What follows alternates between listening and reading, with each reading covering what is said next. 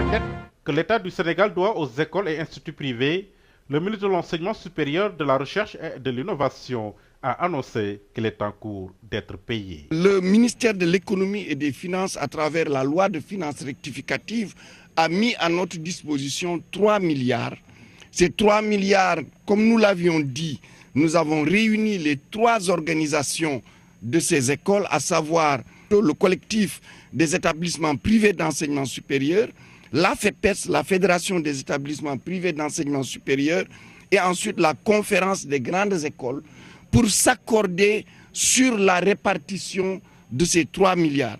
Après cet accord, le ministère de l'Enseignement supérieur a fait toutes les décisions et aujourd'hui, toutes les décisions sont au niveau du Trésor et j'espère que très rapidement, le paiement va être fait. Ce qui fait dire à Mary Teuw Niane que tous les nouveaux bacheliers vont être orientés aussi bien dans les universités publiques qu'instituts et écoles privées.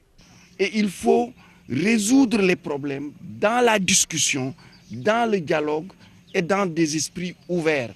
Et c'est cela qu'on attend beaucoup de ce comité sectoriel de dialogue et d'anticiper et aussi de prendre les problèmes des acteurs comme étant les problèmes du comité et d'essayer avec ceux qui sont chargés de les résoudre, de trouver des solutions. Instaurer un climat social apaisé dans les universités, une préoccupation majeure du ministre de l'Enseignement supérieur.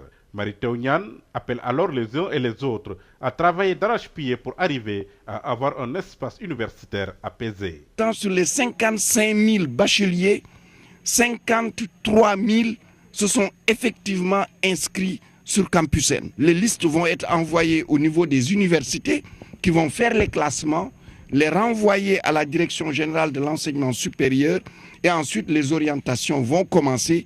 Et notre souhait cette année, c'est de terminer toutes les orientations au plus tard à la fin du mois d'octobre. Mary Teuw Niane était à Saly, Portudal, pour installer le comité de dialogue social du sous-secteur de l'enseignement supérieur.